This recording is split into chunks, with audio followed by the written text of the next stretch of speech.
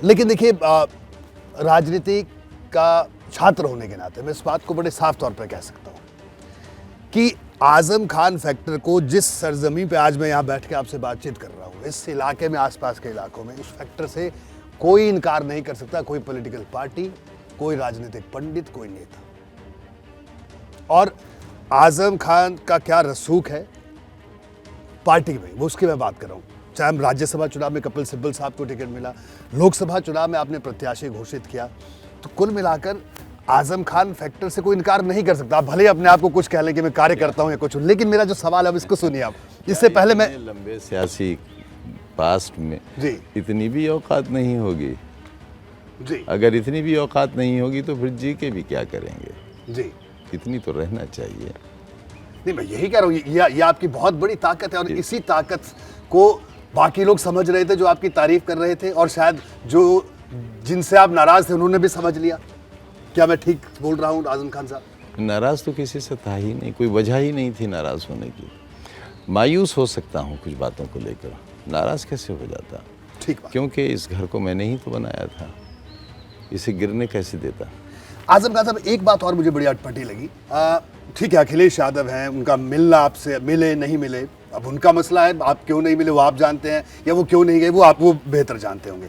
लेकिन नेताजी की अगर मैं बात करूं, आपके महबूब नेता मुलायम सिंह यादव, क्या उन्होंने इन 27 महीनों में आपका हालचाल किसी के जरिए तो जाना होगा? कुछ तो मजबूरियां रही होंगी, यूं ही कोई बेवफा नहीं होता।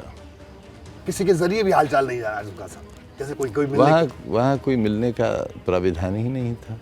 कोरोना में मुलाकातें बंद थीं, चंद रोज़ के लिए खुलीं। मेरी वजह से पूरे उत्तर प्रदेश की मुलाकातें बंद थीं।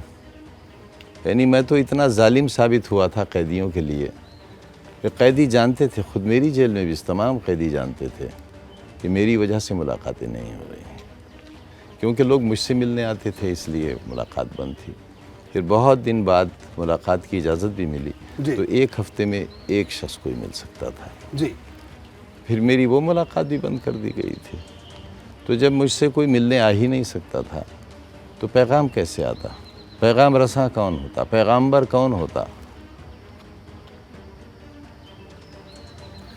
तो कैसे शिकायत करूं? किसी से कोई शिकायत नहीं? कुछ नहीं, कुछ नहीं। ये बड़कपन नहीं है, ये बिल्कुल बड़कपन नहीं है जी। बिल्कुल एक सच्चाई है। शुरू से यही मिजाज रहा है। मैंने चौधरी साहब के साथ था क्योंकि मुलायम सिंह जी उनके साथ थे जी। चौधरी साहब बहुत इज्जत करते थे, जबकि मैं उनसे बहुत छोटा था जी। कुछ ऐसे वाक़यात हैं जिस पर आप अलग से इंटरव्यू करेंगे तब बताऊंगा, सिर्फ चौधरी साहब का। मुलायम सिंह जी उनके देहांत के बाद अलग हुए, मैं मुलायम सिंह जी के साथ चला गया। उसके बाद मैंने कहाँ कोई कश्ती बदली, दूसरी कश्ती की तरफ देखा भी नहीं। लेकिन आपको तो लोगों ने ऐसी कोशिश की कि कश्ती से उठा के फेंक दिया जाए।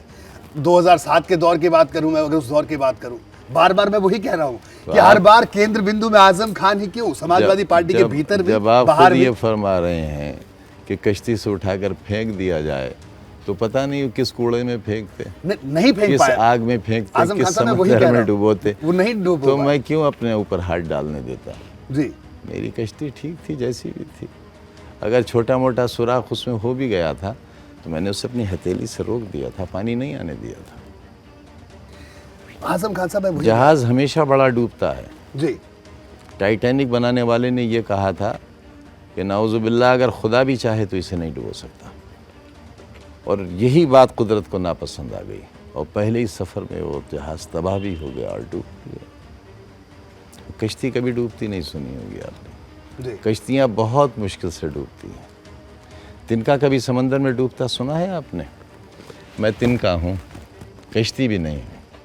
आजम खान साहब, एक बात और मैं आपसे पूछूंगा, आप देखिए उस पार्टी की, आप जिस पार्टी में आप हैं उस पार्टी की बात तो ज़रूर करूंगा आपसे। मुझे ये जो शिवपाल यादव साहब, मुलायम सिंह यादव, अखिलेश यादव, इनके बीच में अब दोबारा से शिवपाल यादव आया, दोबारा से वही सब चर्चाएं चली।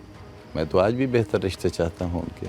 तो आपको लगता है कि कुछ संभावना अभी भी है? बिल्कुल हो सकती है, क्या नामुमकिन है? सियासत में कुछ नामुमकिन है। आप बातचीत करेंगे इस बारे में शिवपाल यादव से? यकीनन करूँगा, यकीनन करूँगा।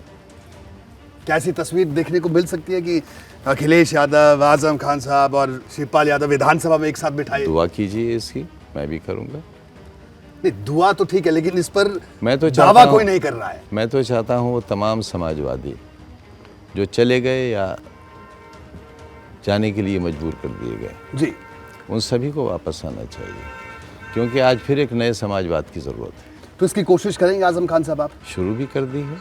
शुरू कर दी है। क्या हम ये मान के चले, हम ये खबर चला सकते हैं कि आज शिवपाल यादव से आप बातचीत कर रहे हैं? इसका मतलब ये नहीं हुआ शिवपाल जी से शुरू कर दी है। अच्छा जी, ये लेकिन नई हवा है, नई सपा है क्या आजम खान और मुलायम सिंह यादव वाली सपा है ये? नहीं, वो सपा वापस आ जाए जो हमने बनाई थी। उसमें अगर कहीं कोई कमी रह गई है तो चाहते हैं वो फिर कमी दूर हो। आजम खान साहब, आपने एक बात और कही थी, आपने कही थी कि अभी तक मैं एक लंबी लकीर खींच के चला हूँ, कहीं इधर उधर नहीं देखा। उसके कई मतलब निकाले गए। जाहिर सी बात है कि देखिए, आप जब बयान देते हैं, आप कुछ बोलते हैं, तो जब उसमें कई ये कहा जाएगा, जब छायावादी तरीके से कोई बयान आता है तो कई तरह से उसका सर्वार्थ किया जाता है। देखिए, आपको तो बाल में से खाल निकालनी ही है। तो मैं आपका बता रहा हूँ, आप मुझे ये बताइए कि क्या मायने निकाले हम उस बयान के, बताइए। नहीं, कोई मायने नहीं। तो मायने यही है कि यहाँ अब 2 उपचुनाव हैं पूरे प्रदेश में, 50% हिस्सेदारी रामपुर की है जी। तो यही लंबी लकीर है कि हम लगे हैं कोशिश में कि जीत लें इस चुनाव को, तो 50% के हिस्सेदार हम भी हो जाएंगे।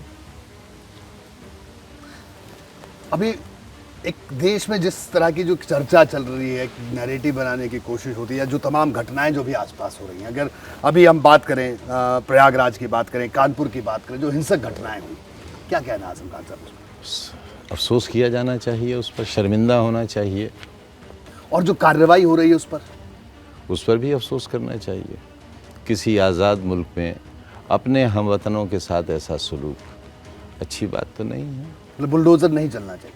मैं बुलडोज़र की बात ही नहीं कर रहा हूँ जी। बुलडोज़र के अलावा भी, बुलडोज़र कहीं सही हो सकता है, कहीं गलत हो सकता है, लेकिन तखरीब कभी तामीर की वजह नहीं बन सकती। डिस्ट्रक्शन से कंस्ट्रक्शन कभी नहीं होती। पर छोटे छोटे बच्चों को ढाल बनाकर पत्थर उनके हाथ में देकर अगर बरसाए, कौन से ही कहता है उसे? और उनके खिलाफ कार्रवाई तो होनी चाहिए आजम खान साहब, ऐसे लोगों के खिलाफ। किसने मना किया? जी। लेकिन उसके लिए बेगुनाहों के साथ। अभी मेरठ में क्या हुआ, सहारनपुर में, सॉरी, क्या इस तरह अपने ही लोगों से इतनी नफरत, इतनी हिकारत। जो मारने का अंदाज था और जो मारने का तरीका था, जो मारने में घृणा थी, क्या इसी के लिए अजदाद ने हमारे आज़ादी की लड़ाई लड़ी थी? हम भी शामिल थे उसमें। जानते हैं, भगत सिंह को फांसी देने वालों में जो जजेस थे, उनमें एक जज मिस्टर हैदर थे सहारनपुर के, और उन्होंने ब्रिटिश गवर्नमेंट के इस फरमान से इनकार कर दिया था कि मैं भगत सिंह को फांसी नहीं दूंगा। उनसे कहा कि आपको खान बहादुर का लक़ब मिलेगा, आपको सर का लक़ब मिलेगा। उन्होंने रिज़ाइन किया और रिज़ाइन में ये लिखा कि मैं भगत सिंह को मासूम मानता हूँ, मेरे पास वो चिट्ठी यूनिवर्सिटी में है, उनकी तस्वीर है, मासूम मानता हूँ, और I am not a butcher, I am a जज। ये कहकर उन्होंने इस्तीफ़ा दे दिया। और उसके बाद जो साहब जज हुए वो मुसलमान नहीं थे, उनको शामली तहसील जागीर में मिली, सर का खिताब मिला उन्हें, और फिर उन 3 जजों ने भगत सिंह को फांसी दी थी।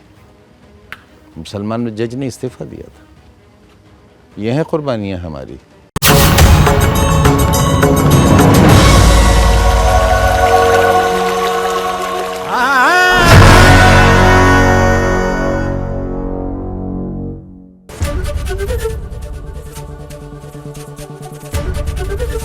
एबीपी गंगा, खबर आपकी, जुबान आपकी।